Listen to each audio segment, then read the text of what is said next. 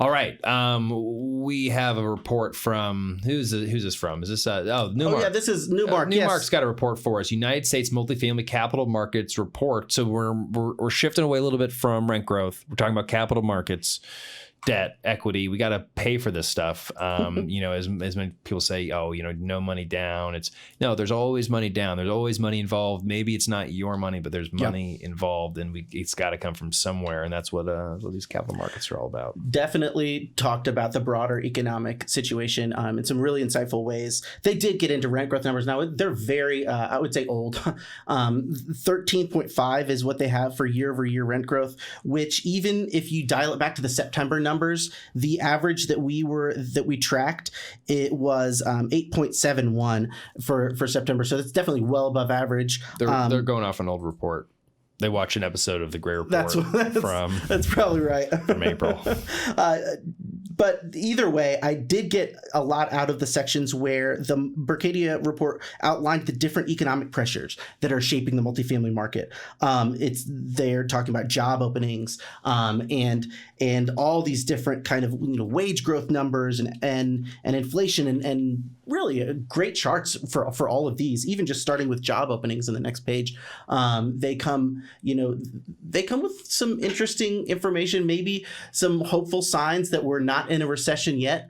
This is real personal consumption, and I guess maybe it's the next page that has the job growth numbers that talks or that mentions that lower income job growth is a little bit higher.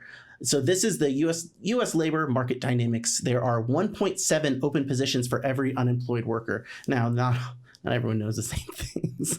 I think it's a little more complicated than that. Yeah. But it is more. And for the majority of this chart, the unemployed workers vastly outnumbered the job openings. And now is a rare moment, and at least the way that it's represented in this chart is we're in a rare moment where openings outnumber workers willing to fill them. Yeah, we really haven't seen something like this. I guess just before the pandemic, we were starting to see it, and I think that's when we started seeing some of these inflationary pressures already pick up, and some of it's just a handful of those trends that were starting to emerge just prior to the pandemic. Just poring over these numbers, there is something that happened. Things aligned in 2019, and we were getting ready to go. We were all planning for a recession back in 2019. It was the yield curve had inverted. It's all sound familiar because it is, but the yield curve had inverted. The Fed had raised interest rates. We were all talking about a recession. It's gonna be a recession within 12 to 18 months, it was certain. And then we had the pandemic. And then it was we're having our recession. Yeah. But that's a total anomalous event, and the cycle just got completely things were heating up. It does seem like household formation was actually, and this is actually in this in some of these charts, household formation was starting to peak. The real peak was in 2019. So just even the move out to the suburb and all that. That was all that stuff was going on. It was going on before the pandemic, and then the pandemic it accelerated those trends. To a really great extent. So yes, we've seen the fastest wage growth in decades, particularly for at the lower end of the economic spectrum. I think there's some line graphs down there. That's what it is. Yes. And you can see on the left, it has the median wage growth, which is the highest on record. And then if you look on the right here, it talks about you can really see how the lower income, which is this first quartile, which is dark blue in this chart, is far and away greater than the second, third, or fourth wage quartile. A lot more wage growth, and maybe this kind of explains a little bit why Class B and C apartments are performing a little bit better than Class A. But it does right now. But the interesting fact, Matt, is that Class C and B have been the areas where there's been more really in the renters by necessity and really kind of C class. C, called B minus, have seen the least amount of rent growth. With the idea that those individuals while they may have seen some increase in wages, they were being affected the most by inflationary pressures of everything else. Food and gasoline affects them a lot more proportionally. That's a really good point, because a couple months ago we were talking about the ceiling of their, they have reached their limit, and now to see that there's relatively greater rent growth in rent amongst renters by necessity. That's a really interesting development, and it's one that is only within the past few months. Yeah. So I'm interested to see how that goes. And again, it comes back to what we were talking about, and how much of that is that the pool of renters by necessity are there are higher income individuals in that pool now because of housing unaffordability on the single family home side. Makes sense. I think it does too. But I guess for having that bottom quartile, that first quartile, lowest income, seeing those types of increases, again, not surprising, because we've all seen the help wanted, everywhere from McDonald's to Amazon paying, $16 to $30 an hour or whatever. So that's not shocking. I'd say. But the fact that we haven't seen that show up, and a lot of those rent increases, wondering if we're going to start seeing that show up, because the kind of C-class rents, we're kind of just keeping along with inflation, and sometimes even falling behind inflation. Yeah, I think so. Which you don't typically see. It wasn't headlong, increases, and this has definitely changed within, and I can't foresee an incredible growth in that strata of apartments, but it is nice to see that there is steady growth. Yeah. Well, one thing might not be news to you, but if it is, good to know. A recession is widely anticipated, Matt, if you had not heard. Yeah. Why expectations are landing on a recession in the first half of next year. And I had put in parentheses in my notes, like, are we not already in one? So I was going to say, so does that mean we are not in a recession now? See, 2022 Q4 or earlier is, and I don't know, they have two different colored bar graphs, but both of them are among the lower numbers. More people think that we'll see a recession in 2023 in the first half than think that it already happened. It's going to take a while. Yeah. Okay. Yeah. Well, that makes sense. So, 63% say that there's a probability of recession in the next 6 months, or 12 months, I'm sorry. Inflation, still an issue. I will say, looking from the charts, it seems like the inflation situation has improved in recent months. Now, they're using different measures. They're talking about a median CPI measurement, a 16% trimmed mean CPI, and core CPI, along with the typical CPI. Well, I won't ask you what trimmed mean CPI is. Yeah,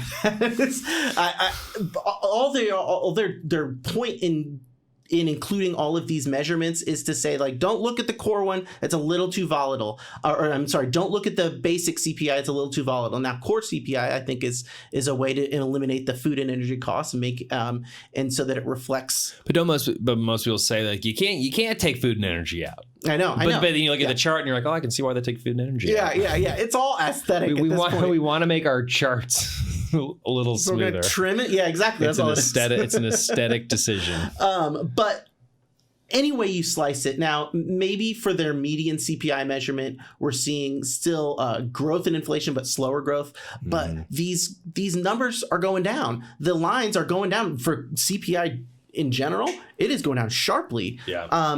I'm not saying we're out of the woods. I definitely don't think it, because there's some, the jobs numbers were still relatively healthy. I think that, as this report puts it, though, it says the FOMC being caught flat-footed by inflation earlier in the year means all gas and no brakes. They say rate hikes have been stronger than ever before in recent history in the report there.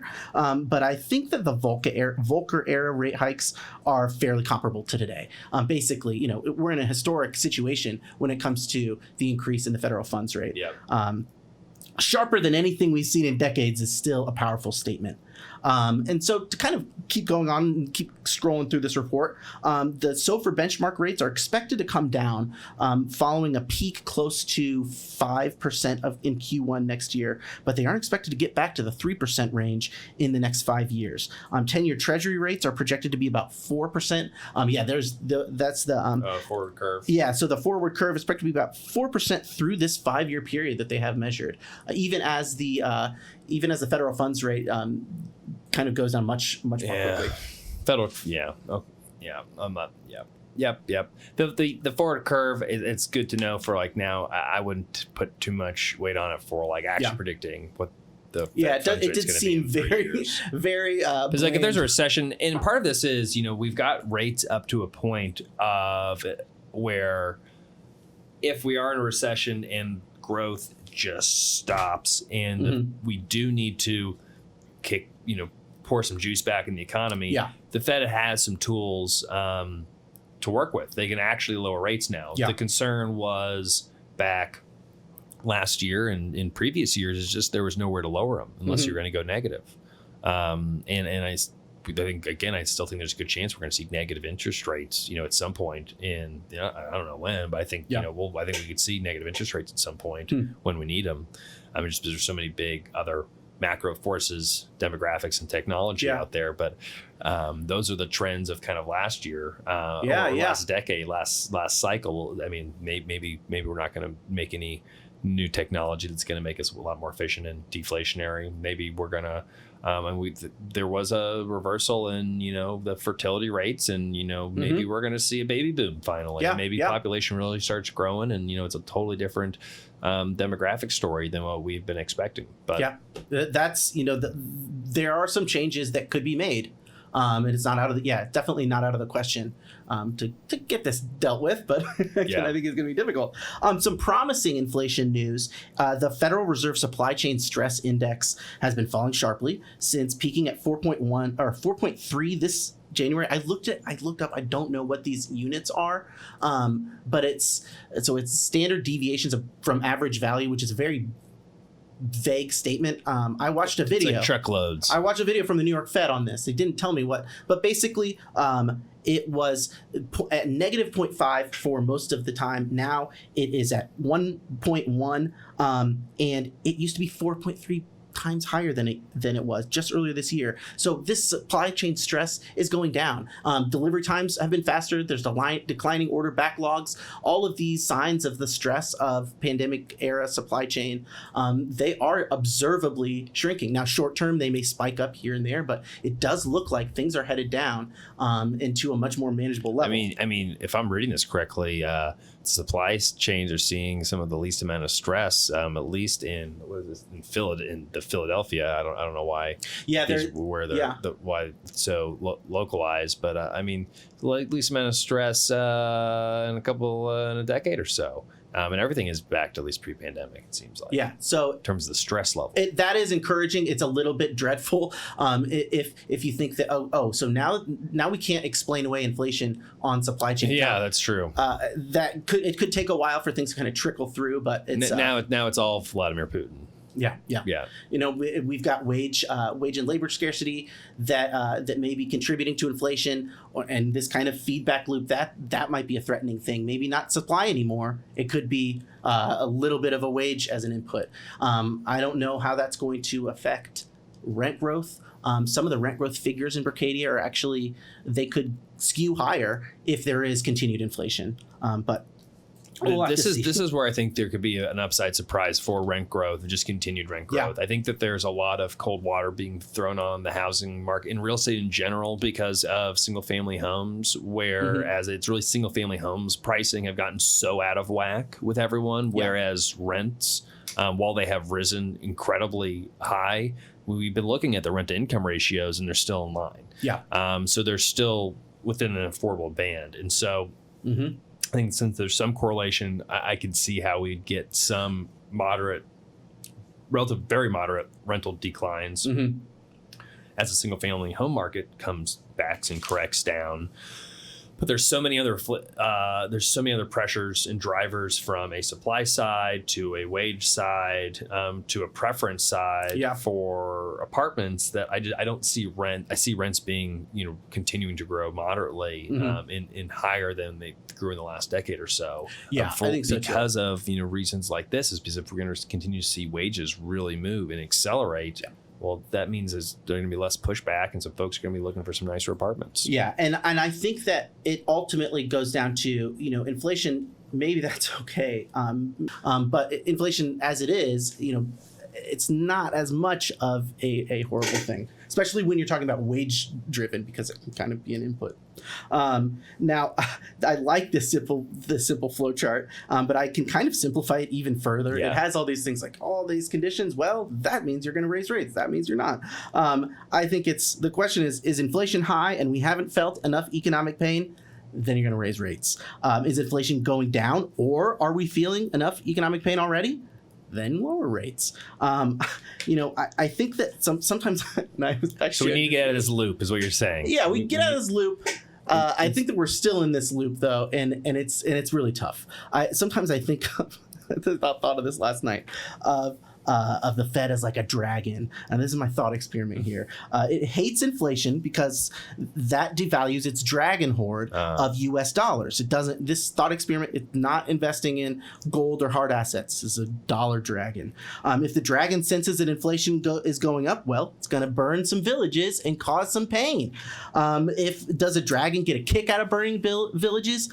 Maybe, but that's just what dragons do. Burning villages is what dragons do. Does the Fed get a kick out of raising rates? Look, the Fed is using the few tools it may have. If Jay Powell could breathe fire, maybe that would help inflation. But right now, he's just using the tools he has to get inflation. Tools in the toolbox. Yeah. We've got a lot of tools in the toolbox. Yeah. Well, and fire is one of those tools. That's right.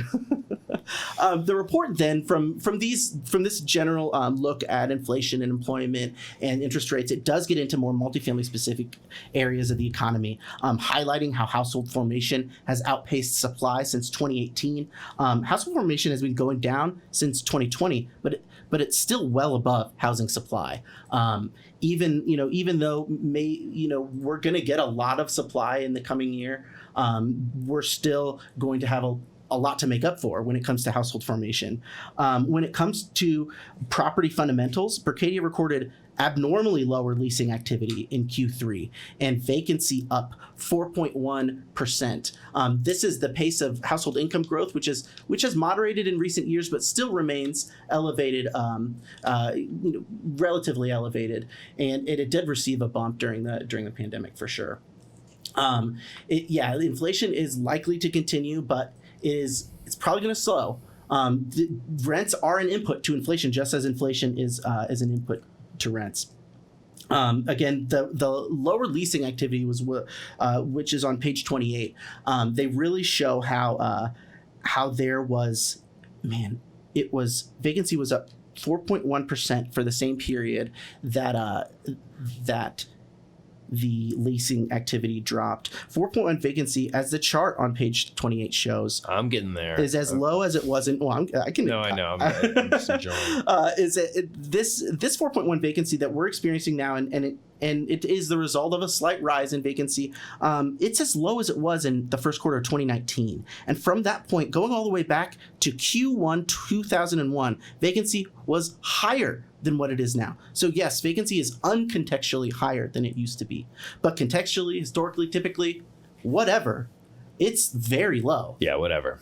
It's not bad. It's not bad. Yeah. I mean, it's worth, and again, it's where people aren't buying homes, so they're moving in together. Yeah. Which we still haven't seen like a ton of evidence of that, other than just some of the occupancy numbers. But I mean, that's about. Yeah. People still need a place to live, and apartments seem to be a pretty good spot for most people. Yeah, and I apologize for having you scroll through all this. It's a 60-page report, and I'm trying to fly through. It's jammed. It's jammed pack, and I just don't want to. I don't want to miss anything. Yeah. This was an interesting. Their projections for multifamily demand in 2023 on this page 29. The numbers for this year, very much not great. We've got 360,401 units of new supply, up against only 15,405 units of absorption expected by the end of the year. That's like a 24-to-1 ratio.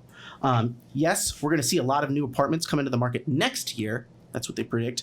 Berkadia projects we'll have 565, 166 units, so a little over 500,000 units. But the demand is coming back as well, with 442,181 units absorbed by 2023 by their projection. New supply is expected to outpace absorption, but only by 22% rather than like 2,400%. Yeah. So it is. and I still expect that the amount of new supply may be less than the 565. I know that the supply chain pressures are easing, but we also have like labor issues, and in a dead-end economy may kind of moderate the activity in the construction when it comes to multifamily construction. But that's just a guess. I think it's a good guess. I think without a doubt they'll be delivered at some point, and at some point in the near future we will see quite a bit of new supply come online. And a lot of that's in the Sun Belt, in the primary markets, but without a doubt, and we need the supply. But just when is it going to get here is a big question for sure. And skipping ahead to their rent growth projections for the year, the reduced demand for apartments, they say, has led Berkadia to drastically shift their projections for 2023, where once they thought of 9.5% rent growth in 2023, they're projecting 4.2% rent growth. With that long-term average at 2.8%, this 4.2% number is a great number. They do mention that the number could go up if inflation continues, but 4.2%, again, is a very good number. It might be difficult to tear ourselves away from expectations of double-digit rent growth after the past 2 years, but rent growth at more than 1.5 times the historical average is pretty great. Underwriters and apartment buyers are likely not counting on huge rent growth in the near to medium term, but this projection is both a caution against expecting a return to skyrocketing rent growth, as well as an encouraging sign that we could still see rent growth that's much higher than normal next year. You just kind of have to dial it in. Like I said before, you don't want to assume and bite on a deal that's a little bit expensive. If you've got a dream, a twinkle in your eye, maybe you want to base it on hard facts that aren't. Wouldn't so that be a good idea? Matt, why don't they include Indianapolis in this list? I looked at this chart and then I immediately stopped looking. I was like, I don't want to look at a list of markets that doesn't have Indianapolis in it. Well, I just think it's disingenuous to. Indianapolis isn't the center of the world by any means, but what are they basing it off of? We're bigger than a lot of the markets here. Bigger than Newark, bigger than Fort Lauderdale, bigger than Anaheim, bigger than West Palm Beach, bigger than San Jose. I remember seeing that market. I remember seeing this list, and I said to myself, like, I don't want to read this list. It doesn't have Indianapolis anywhere near it. It actually, Matt, it's good. That's good. Well, we don't want anybody to know about Indy. And I find it humorous because I always remember at NMHC, the National Multifamily Housing Councils, their annual meeting, and they were doing a big similar to what we're doing. They're going through all the reports and all the national numbers, all the markets, and they don't even talk about the Midwest. It's like New York, Los Angeles, and they'll talk about the Sun Belt and maybe they'll like talk about Minneapolis for a minute. And I'm like, all right, that's fine, because like I like the higher cap rates. I like the cash flow. I don't mind not having a bunch of other buyers coming in, but it's just the typical stereotypical like mindset of like flyover country. Who cares? Nobody cares. And it's an interesting attitude that it's totally fine. It's like it is flyover country. Like I get it, but like it's good training though. Honestly, it's like the same kind of. It trains us to look a little bit beyond what people are talking about, and we've seen to see it happen in our backyard is encouraging, and it's led us to seek out similar markets that may not be on this list, but they sure do have great numbers behind them. I'm trying to think of any other markets that aren't on this list. I don't think I see Cincinnati on the list. I was looking for that too, just to kind of compare. Kansas City's on there. I'm trying to think of any kind of major markets. How about Louisville? Is Louisville on this list? No, it's not. And it would be interesting to see, because I think that they've done pretty well recently. But again, this list of markets actually is a snapshot of the past, probably 3 months in the past, when these markets like Miami, Orlando, maybe even Tampa, they were doing a little bit better than they're doing now. Phoenix actually is not doing as well, but so they've had had a slowdown that's had more longevity. But some of these top markets on there, I wonder how they're doing now. Miami, I think, is, from all of our research, is still doing pretty well. Yeah, that's true, actually. Yeah. Well, we want to just quickly talk about some capital market information. Yeah, that's kind of what sure. this report is about. And then, so volume. We're not as much volume this year as compared to last year, even falling below. We have to go all the way back to 2014, Matt, I think. Yeah. So this is they're measuring third quarter. So it's not like these numbers are, they are year-to-date numbers, but we would have to do a lot more deals this quarter in order to make up for and kind of equivalent. Yeah, and I don't see that happening. Yeah, I think it's either it's not going to get any better. As I broadly, I guess it's year to date, so theoretically we could do a couple more, but still, not that many deals are getting done. That seemed to be in less numbers, but more kind of the sentiment of a lot of articles. There were several that talked about how there is reduced investor interest. There are people waiting and seeing a little bit right now. That's not to say that there aren't opportunities out there, and we've been describing them. But I think that people aren't throwing money at as many things right now. Yeah. I do think, I will correct myself and say that there are exciting parts here, and especially if the market does react to this slower activity by, maybe cap rates raise, maybe prices go down, maybe there's some opportunities, especially in some of those markets that don't make all the lists. Absolutely. And so that is comforting. And like I said before, seeing some of the rougher, rockier elements of the multifamily market and knowing how to address those challenges can really, that gives me confidence a little more than if everything's going great and I'm uneasy because I can't see where my blind spot is. Yeah. So. Absolutely. I'm just looking at kind of the makeup of financing. It hasn't really changed. The GSE still, with the agencies, Fannie and Freddie, making up the large percentage, over 50% of all deals done. If I can stay on it though, Matt, help me. I'm colorblind. This 18%, is that regional local bank? 18% or CMBS? Yes, regional local bank. Yeah. Yes. Okay, that makes sense. So a lot of bridge loans is bridge loans, bank debt. CMBS shrinking even more than previous. This is different types of deals, but CMBS has really shrunk. Only really in the smaller deals is CMBS really kind of coming into play. But yeah, they did mention that there are some opportunities specifically for mezzanine. Yeah. And this, I don't know if it was this report or another one. They talked about mezzanine debt and kind of some senior debt that. Well, mezz and seen a lot of, maybe even more than mezz, but a lot of pref equity being dropped into the capital stack these days to be able to get the leverage up to a point where most folks like to see it, and it helps out the returns. The challenge with pref equity is that, and the way pref equity works is usually it's I'm going to get a kind of fixed return and I have a preferred return, and typically there's two numbers. It's like I'm going to pay 6, 7, 8, 9, 10%.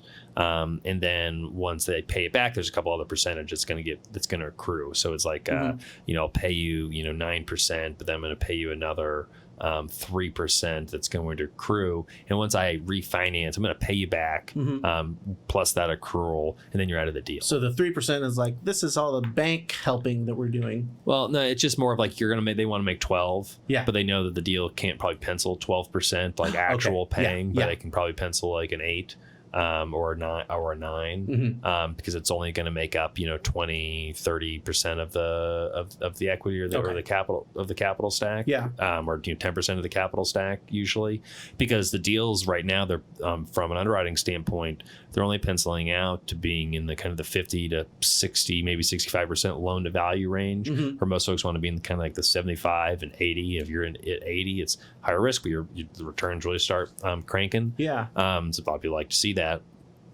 You can't do that 50% LTV, especially if you're negatively levered. And so if you can, after your senior debt, if you did have mezzanine debt, that'd be the next one to pay. But take mezzanine out, the pref equity is going to get paid before the common equity. So to the common equity investors, your risk increases because If you sell the deal and there's only enough money to pay back the pref equity guys, they get their money back first. Okay. And if there's not any more money left over, you lose 100%. They could be made whole, but you can lose everything or your entire investment. But because they get taken out capped at 12% or whatever, your return goes way up. Because, hey, we got this money. Who's it going to get distributed to? Well, it's going to go to the common equity and split with the GP or whatever. We do something similar in our fund with A and B units, where we have our A units that act similarly to pref equity. We don't call it pref equity, but it sits in a senior position that's just subordinate to the senior mortgage. It gets paid after the mortgage, before our B class or what you could call common equity members.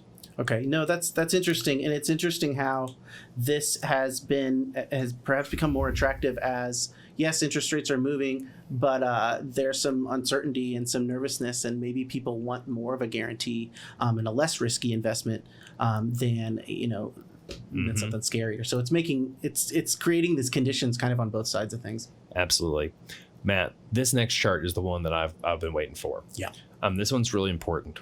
Because we're talking about a lot of debt. A lot of deals were bought in the last year or so.